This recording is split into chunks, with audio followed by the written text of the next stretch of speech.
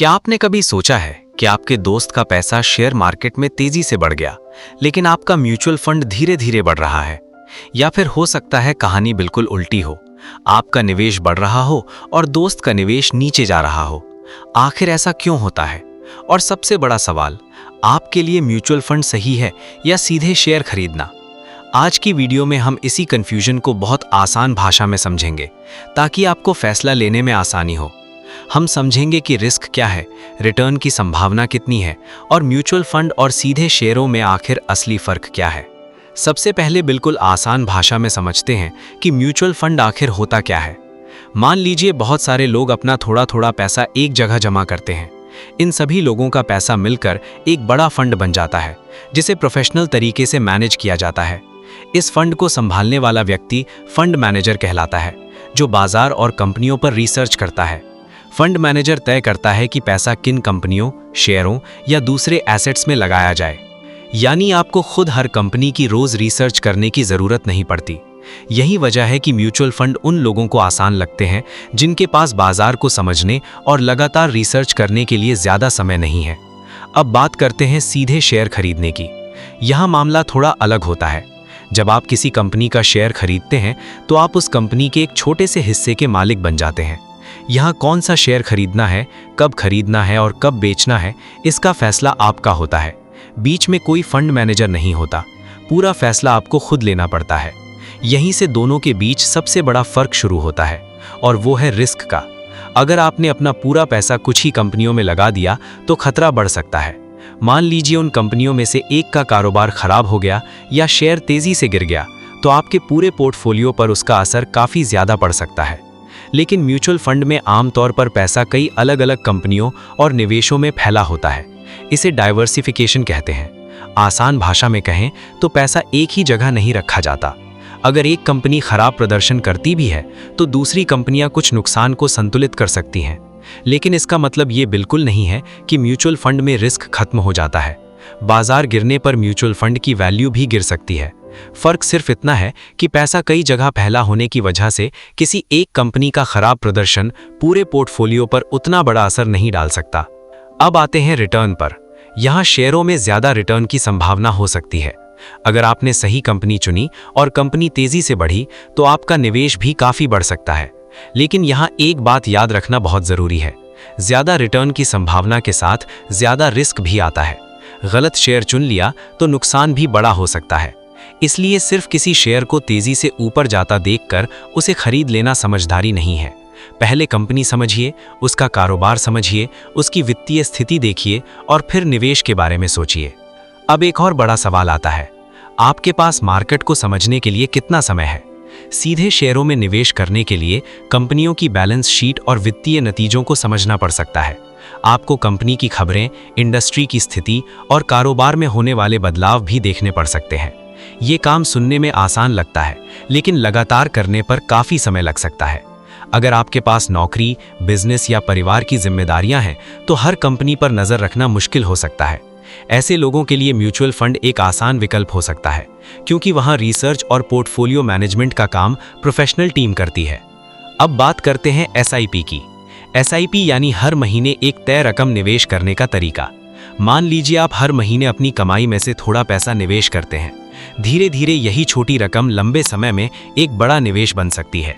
SIP का एक बड़ा फायदा यह है कि ये निवेश की आदत और अनुशासन बनाने में मदद करता है। आपको हर बार ये सोचने की जरूरत नहीं पड़ती कि आज बाजार ऊपर है या नीचे। आप अपने तय प्लान के अनुसार निवेश करते रहते हैं। लेकिन यहाँ भी एक बात समझना जरूरी है, एसआईपी में रिटर्न की कोई गारंटी नहीं होती। म्यूचुअल फंड बाजार से जुड़े होते हैं और बाजार के उतार चढ़ाव का असर आपके निवेश पर पड़ सकता है। अब सबसे जरूरी सवाल, आखिर किसके लिए म्यूचुअल फंड बेहतर हो सकता है? अगर आप बिल्कुल नए हैं और शेयर बाजार की ज्यादा जानकारी नहीं है तो शुरुआत आसान रखना समझदारी हो सकती है। अगर आपके पास रिसर्च के लिए ज्यादा समय नहीं है तो प्रोफेशनल तरीके से मैनेज किया गया फंड आपके लिए सुविधाजनक हो सकता है। लेकिन अगर आपको कंपनियों की अच्छी समझ है, आपको रिसर्च करना पसंद है और आप बाजार को समझने के लिए समय निकाल सकते हैं, तो सीधे शेयरों पर भी विचार किया जा सकता है। हालांकि यहाँ भी रिस्क को समझना बहुत जरूरी है। याद रखिए, सिर्फ किसी दोस्त के कहने पर शेयर खरीदना समझदारी नहीं है। सोशल मीडिया पर किसी का मुनाफा देखकर तुरंत निवेश करने की गलती भी मत कीजिए, क्योंकि आपको ये नहीं पता कि उस व्यक्ति ने कितना रिस्क लिया था।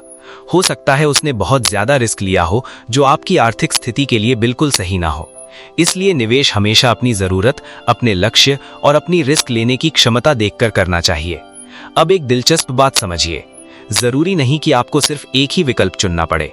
आप अपनी स्थिति के हिसाब से म्यूचुअल फंड और शेयरों दोनों को अपने पोर्टफोलियो में जगह दे सकते हैं। उदाहरण के लिए, कोई निवेशक अपने पोर्टफोलियो का बड़ा हिस्सा डाइवर्सिफाइड फंड में रख सकता है और छोटा हिस्सा उन कंपनियों के शेयरों में लगा सकता है जिन्हें वो अच्छी तरह समझता है। इससे एक तरफ डाइवर्सिफिकेशन मिलता है तो दूसरी तरफ ज्यादा रिटर्न की संभावना भी बनी रहती है। लेकिन कितना पैसा कहां लगाना है, इसका कोई एक फिक्स नियम हर व्यक्ति के लिए नहीं होता। किसी युवा निवेशक की जरूरत एक परिवार वाले निवेशक से अलग हो सकती है। किसी की आमदनी ज्यादा हो सकती है, किसी की कम। किसी के ऊपर लोन हो सकता है तो किसी के ऊपर परिवार की जिम्मेदारियां ज्यादा हो सकती हैं। इसी वजह से पहले अपनी स्थिति समझना जरूरी है और उसके बाद निवेश का तरीका चुनना चाहिए। अब बात करते हैं एक बहुत बड़ी गलती की, जो नए निवेशक अक्सर करते हैं। बाजार ऊपर जाता है तो लालच बढ़ता है और बाजार गिरता है तो डर बढ़ जाता है। यही भावनाएं कई बार निवेशक से गलत समय पर खरीदने या बेचने का फैसला करवा देती हैं। मान लीजिए बाजार अचानक गिर गया और आपने डर कर अपना निवेश बेच दिया। बाद में बाजार वापस ऊपर चला गया, लेकिन आप उस तेजी में शामिल ही नहीं हो पाए। इसलिए लंबे समय के निवेश में धैर्य बहुत जरूरी हो सकता है। हालांकि इसका मतलब ये नहीं है कि आप रिस्क को नजरअंदाज कर दें। आपको अपने निवेश पर नजर रखनी चाहिए और समय समय पर यह देखना चाहिए कि आपका निवेश आपके लक्ष्य के हिसाब से सही दिशा में जा रहा है या नहीं। एक और जरूरी बात, म्यूचुअल फंड को बैंक की एफडी जैसा समझना सही नहीं है। म्यूचुअल फंड बाजार से जुड़े होते हैं और उनकी वैल्यू ऊपर नीचे हो सकती है। इसी तरह शेयर बाजार में भी रोज का उतार चढ़ाव सामान्य बात है। इसलिए निवेश करने से पहले यह समझना जरूरी है कि आपका पैसा किस तरह काम कर रहा है और उसमें किस तरह का जोखिम है। अगर आपको कोई चीज समझ नहीं आती तो सिर्फ दूसरों की बात सुनकर पैसा मत लगाइए। पहले सीखिए, सवाल पूछिए और फिर अपने फैसले पर आगे बढ़िए। अब बात करते हैं लंबे समय में पैसा बढ़ाने की। यहाँ एक बहुत महत्वपूर्ण चीज है जिसे कंपाउंडिंग कहा जाता है। जब आपका निवेश लंबे समय के साथ बढ़ता है और उस पर मिलने वाला फायदा फिर से निवेश होता रहता है, तो लंबे समय में इसका असर बढ़ता जा सकता है। यही वजह है कि जल्दी शुरुआत करना और लंबे समय तक निवेशित रहना महत्वपूर्ण हो सकता है। लेकिन जल्दी शुरुआत का मतलब बिना सोचे समझे निवेश करना नहीं है। पहले अपनी आर्थिक स्थिति समझिए, इमरजेंसी के लिए जरूरी पैसा अलग रखिए और उसके बाद निवेश की योजना बनाइए। क्योंकि अगर अचानक कोई बड़ी जरूरत आ गई और आपके पास अलग से पैसा नहीं है, तो आपको अपना निवेश गलत समय पर नुकसान में बेचने की मजबूरी हो सकती है। तो अब तक की पूरी बात को एक बार बहुत आसान तरीके से समझ लेते हैं। म्यूचुअल फंड में आपका पैसा कई निवेशों में फैलाया जा सकता है और उसे प्रोफेशनल तरीके से मैनेज किया जाता है। सीधे शेयरों में आपको खुद कंपनियां चुननी होती हैं और हर फैसले की जिम्मेदारी आपकी होती है। म्यूचुअल फंड आसान हो सकता है, लेकिन इसका मतलब ये नहीं कि इसमें कोई रिस्क नहीं है। शेयरों में ज्यादा रिटर्न की संभावना हो सकती है, लेकिन गलत फैसले में नुकसान भी बड़ा हो सकता है। इसलिए सही विकल्प वही है जो आपकी जेब, आपके लक्ष्य, आपके समय और आपके स्वभाव के हिसाब से फिट बैठे। अगर आप शुरुआत कर रहे हैं तो पहले अपनी बुनियादी समझ मजबूत कीजिए। निवेश की दुनिया में ज्ञान आपकी सबसे बड़ी ताकत बन सकता है। और अगर आपको अपनी स्थिति समझने में परेशानी हो तो योग्य और प्रमाणित वित्तीय सलाहकार से सलाह लेना बेहतर हो सकता है। किसी भी निवेश में जाने से पहले ये जरूर समझिए कि आप कितना जोखिम उठा सकते हैं, क्योंकि अच्छा निवेश सिर्फ वो नहीं जो ज्यादा कमाए। अच्छा निवेश वो भी है जिसे आप अपनी आर्थिक स्थिति के हिसाब से लंबे समय तक संभाल सकें। इसलिए अब सवाल ये नहीं है कि म्यूचुअल फंड अच्छे हैं या शेयर अच्छे हैं। सही सवाल ये है कि आपकी जरूरत के लिए कौन सा तरीका ज्यादा सही बैठता है। अगर आपको आसान और डाइवर्सिफाइड तरीका चाहिए तो म्यूचुअल फंड पर विचार कर सकते हैं। अगर आपके पास ज्ञान, समय और रिसर्च की क्षमता है तो सीधे शेयरों पर भी विचार किया जा सकता है। और अगर आपकी स्थिति अनुमति देती है तो दोनों का संतुलित इस्तेमाल भी किया जा सकता है। बस एक बात हमेशा याद रखिए, निवेश कोई जल्दी अमीर बनने का खेल नहीं है, ये लंबे की यात्रा है। इसलिए सीखिए, सोच समझकर निवेश कीजिए और अपनी आर्थिक स्थिति के हिसाब से फैसला लीजिए। अगर ये वीडियो आपके लिए हेल्पफुल रहा हो तो वीडियो को लाइक जरूर करें, चैनल को सब्सक्राइब करें और कमेंट में बताएं कि आप म्यूचुअल फंड में निवेश करते हैं या सीधे शेयरों में। अगली वीडियो में फिर मिलेंगे एक नए और काम के टॉपिक के साथ। तब तक सीखते रहिए, समझदारी से निवेश करते रहिए और अपनी वेल्थ को धीरे धीरे मजबूत बनाते रहिए।